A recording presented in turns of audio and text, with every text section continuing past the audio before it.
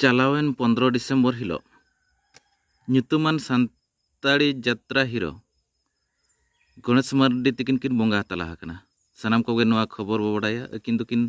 NASA party रे दोकिन ताहे कना धरती सिजन ओपेरा रे नेस जहां हुले चमकाली आय विदैन मेरे पेड़ा हसुरे नाय बेड़ा ओना पोतब रे अकिन किन हीरो लेका तकिन ताहे कना जात्रा बेड़ा रे चलान 15 डिसेम्बर हिलो अकिन किन बोंगा तला हकना तबे दारायकान 30/12/2021 हिलो अकिना भांडान नेना ठौका हकना अकिन एरा ममता मार्डी तकिन किन नेहर का जहां जहां तिना गड़ो सहद जुदी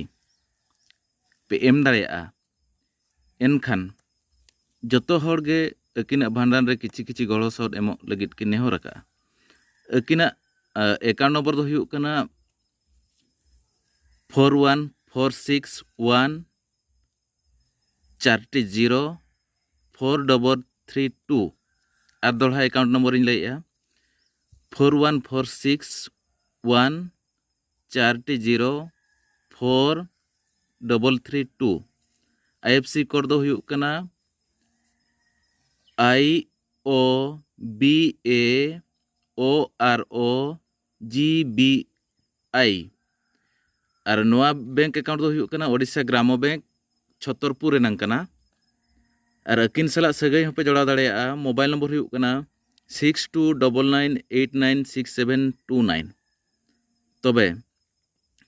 मा जहां को गड़सो रे मेना नोआ अकाउंट नंबर ओडिशा ग्राम्य बैंक सला आपे जहां तीन गड़सो पे भेजा दाड़ेया अकाउंट नंबर दुढ़ा लैयुग कना 414614 4T04332 IFC कोड IOBAOROGBI